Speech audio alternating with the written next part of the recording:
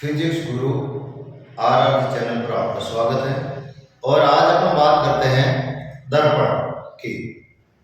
दर्पण एक ऐसा पदार्थ होता है जिसके एक सिरे पर पॉलिश की हुई रहती है और एक सिरा परावर्तक का कार्य करता है, अर्थात प्रकाश की किरण आएगी और पॉलिश के विपरीत भाग वाले भाग पर टकरा के वापस जिस माध्यम आई है उसी माध्यम में लौट जाएगी। मुख्य रूप से दर्पण दो प्रकार के होते हैं, एक समतल दर्पण और दूसरा गोलीय दर्पण।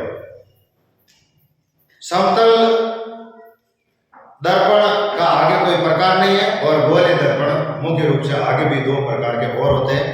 एक का नाम है उत्तल दर्पण और दूसरे का नाम है अवतल दर्पण। अब उत्तल और अवतल इनकी इमेज अलग अलग प्रकार से बनती है और इन दर्पणों की कुछ संबंधित परिभाषाएं हैं, उनके मुख्य प्रकार मैं आपको बताता हूं। सबसे पहले दर्पण समतल दर्पण और गोलीय दर्पण। गोलीय में उत्तल दर्पण और अवतल दर्पण। उत्तल दर्पण अर्थात ये गोलीय दर्पण किसी गोले का खोखले गोले का भाग होते हैं जिसका एक भाग कटा हुआ भाग होता है, अर्थात वक्राकार भाग होता है। पूरा गोला ना होके गोले में कुछ कटा हुआ भाग होता है, इसलिए इसे गोलीय दर्पण कहते हैं, क्योंकि ये किसी गोले का कटा हुआ भाग है। अब उत्तल दर्पण में क्या होता है कि ये बाहर से चिकने होते हैं और अंदर की सतह पर पॉलिश की हुई रहती है। ये किसी कोई खोखला गोला है, उसका ये वाला भाग कटा हुआ भाग है, तो जो गोला खोखला गोला है उसका जो सेंटर होता है उसे अपन केंद्र कहते हैं। गोले के लिए जो केंद्र होता है, अब गोलीय दर्पण उस पूरा गोला तो है नहीं, उस गोले में एक कटा हुआ भाग है, इसलिए इसका जो केंद्र होता है, इसी कटे हुए भाग का केंद्र होता है, तो वही जो गोले का केंद्र है वही इसका केंद्र होता है, लेकिन ये उसका वक्राकार भाग है, इसलिए ये उसका केंद्र वक्रता केंद्र कहलाता है और इसको C से डिनोटेट करते हैं।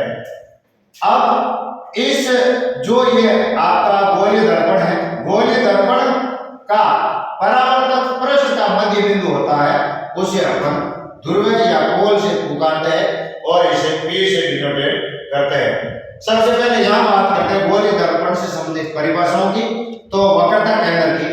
तो वक्रता केंद्र में, क्योंकि गोलीय दर्पण किसी खोखले गोले का एक भाग होता है और खोखले गोले का जो केंद्र होता है वही दर्पण का वक्रता केंद्र कहलाता है, क्योंकि दर्पण पूरा गोला ना होके उसका कटा हुआ एक भाग होता है जिसे वक्र पृष्ठ कहते हैं। तो वक्र पृष्ठ का जो केंद्र होता है उसका नाम होता है वक्रता केंद्र और इसे C से डिनोटेट किया जाता है। और अब आपके बात करते हैं कि वक्रता त्रिज्या की। तो वक्रता केंद्र से ध्रुव या पोल तक की जो दूरी होती है उसे वक्रता त्रिज्या कहते हैं। या अपन ऐसा कह सकते हैं कि गोलीय दर्पण किसी खोखले गोले का भाग है, उस दर्पण की जो त्रिज्या होती है उसे केवल त्रिज्या कहते हैं और दर्पण के लिए उसी त्रिज्या को अपन वक्रता त्रिज्या कहते हैं, क्योंकि दर्पण खोखले गोले का एक भाग होता है और उस भाग को वक्रता नाम दिया गया, वक्रता पृष्ठ नाम दिया गया। तो वक्रता जो पृष्ठ की त्रिज्या होती है उसे वक्रता त्रिज्या कहते हैं और इसे कैपिटल R से डिनोटेट करते हैं। आगे बात करते हैं मुख्य फोकस। प्रकाश की किरणें क्या होती है, या अपने ऐसा सामान्य भाषा में या सीधी भाषा में बात करें तो मुख्य फोकस आपके ध्रुव और वक्रता केंद्र को जो मिलाने वाली रेखा होती है उसे अपन मुख्य फोकस कहते हैं, या दूसरा नाम इसका होता है फोकस बिंदु होता है, इसे कैपिटल F से डिनोटेट किया जाता है। आगे बात करते हैं फोकस दूरी की। तो फोकस दूरी क्या होती है, ध्रुव से फोकस बिंदु तक की दूरी कहलाती है आपकी फोकस दूरी, और फोकस दूरी को F से डिनोटेट करते हैं और ये वक्रता त्रिज्या की आधी होती है और वक्रता त्रिज्या फोकस दूरी की डबल होती है। ध्रुव तो ध्रुव को इंग्लिश में पोल कहते हैं। जो गोलीय दर्पण है उसके जो परावर्तक पृष्ठ है ये वाला भाग उसका कहलाता है परावर्तक पृष्ठ कहलाता है। ठीक है, इस भाग को कहते हैं परावर्तक पृष्ठ। तो परावर्तक पृष्ठ का जो मध्य बिंदु होता है दर्पण के परावर्तक, ये दर्पण है, उस दर्पण का जो ये परावर्तक पृष्ठ है यहाँ से प्रकाश की किरणें आएगी तो टकरा के वापस लौट जाएगी। तो इस जो पूरे आपके परावर्तक पृष्ठ है इसका मध्य बिंदु आपके ध्रुव कहलाता है। मुख्य अक्ष ध्रुव और आपके वक्रता केंद्र को मिलाने वाली जो काल्पनिक रेखा होती है उसे आप मुख्य अक्ष के नाम से पुकारते हैं। अब ये दर्पण आपका इसका उभरा हुआ भाग अर्थात परावर्तक पृष्ठ आपके भाग और वक्राकार भाग मुड़ा हुआ है अंदर की तरफ, तो इसे अपन उत्तल दर्पण के नाम से पुकारते हैं। उत्तल दर्पण या कॉन्वेक्स मिरर के नाम से भी पुकारते हैं। ये आपके अगर आपके परावर्तक पृष्ठ, इसका परावर्तक पृष्ठ ये अंदर वाला भाग कहलाता है, इसका परावर्तक पृष्ठ ये वाला भाग है परावर्तक पृष्ठ या रिफ्लेक्शन सरफेस। तो इसका अंदर वाला भाग ये परावर्तक पृष्ठ का कार्य करता है और बाहर इसके पॉलिश की हुई रहती है। इसके कांच के जस्ट बाद में सिल्वर कोटिंग रहती है और उसके बाद में कोई कलर रहता है, तो यहाँ ये परावर्तक का कार्य करता है। तो इसका जो ये किसी खोखले गोले का, ये भी एक किसी खोखले गोले का भाग होता है। तो खोखले गोले का जो केंद्र होता है दर्पण का वही केंद्र वक्रता केंद्र के नाम से जाना जाता है। अब आपके मुख्य फोकस या फोकस बिंदु, तो इसमें फोकस बिंदु उसे कहते हैं फोकस बिंदु। क्या मुख्य अक्ष के समांतर आने वाले प्रकाश की किरणें दर्पण के परावर्तन के पश्चात जिस भाग से गुजरती है गुजरती हुई प्रतीत होती है, इसमें प्रतीत होती है और इसमें वास्तव में गुजरती है। तो जिस बिंदु से गुजरती है इसमें तो गुजरती है वास्तव में और इसमें गुजरती हुई प्रतीत होती है, तो उस बिंदु को अपन मुख्य फोकस कहते हैं और कैपिटल एम से लिखते हैं। यह आपका अवतल दर्पण है, अवतल दर्पण है। इसकी आपके फोकस दूरी, इसकी फोकस दूरी आपकी पॉजिटिव होती है, एफ इसकी पॉजिटिव होती है हमेशा, और इसकी फोकस आपके नेगेटिव होती है। फोकस दूरी इसकी नेगेटिव होती है और तृतीय भी इसकी नेगेटिव ली जाती है, इसकी तृतीय भी पॉजिटिव ली जाती है। इसके लिए आपको आगे कारण बताएंगे कौन सी पॉजिटिव ली जाती है और कौन सी नेगेटिव ली जाती है। इसके बाद में बात करते हैं, ये आपके जो अवतल दर्पण होता है 6 प्रकार की इमेज बनाता है, अलग अलग प्रकार की। उसमें 5 वास्तविक इमेज होती है और 1 काल्पनिक इमेज बनाता है। और ये आपके 2 प्रकार की इमेज बनाता है और दोनों के दोनों काल्पनिक इमेज बनाता है। उसके बाद में गोलीय दर्पण से प्रतिबिंब बनने के नियम होते हैं। गोलीय दर्पण 2 प्रकार के, ये आपका उत्तल और ये आपका अवतल या इसका उभरा हुआ भाग, अर्थात ये जो परावर्तक पृष्ठ है ये बाहर की तरफ उभरा हुआ रहता था और इसका जो परावर्तक पृष्ठ होता है वो आपके अंदर की तरफ रहता है। अर्थात इसका आप कह सकते हो कि पेट बाहर की तरफ निकला है और इसका पेट अंदर की तरफ खींचा हुआ है। यहाँ से आपके प्रकाश की किरणें आएगी और इसमें भी प्रकाश की किरणें यहाँ से आएगी। तो इसमें पहला नियम ये होता है कि प्रकाश की किरणें मुख्य अक्ष से अगर कोई प्रकाश की किरणें समांतर आती है तो परावर्तन के पश्चात मुख्य फोकस से गुजरती है, फोकस बिंदु से गुजरती है। पहला नियम सीधा है कि मुख्य अक्ष से समांतर आने वाली प्रकाश की किरणें दर्पण से परावर्तन के पश्चात मुख्य फोकस से गुजरती है। इसमें तो वास्तव में गुजरती है और इसमें गुजरती हुई प्रतीत होती है।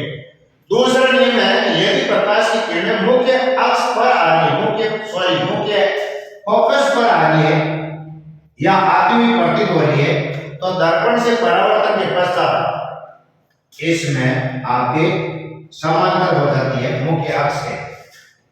तीसरा नियम है कि दर्पण के ध्रुव पर आपतित होने वाली प्रकाश की किरणें जितने कोण से आपतित होती है उतने कोण से वापस लौट जाती है। मैं क्या आपको यहाँ थोड़े चित्र बनाता हूँ कि पहला ये मुख्य अक्ष के समांतर आने वाली किरणें, जैसे ये वाला मैंने अवतल दर्पण बनाया, ये इसका ध्रुव है, ये आपकी मुख्य अक्ष, ये वाली मुख्य अक्ष, इसके समांतर कोई प्रकाश की किरणें आई, ठीक है, तो प्रकाश की किरणें समांतर आ रही है तो वो मुख्य फोकस से गुजरेगी या जिस बिंदु से गुजरती है उसे मुख्य फोकस कहते हैं।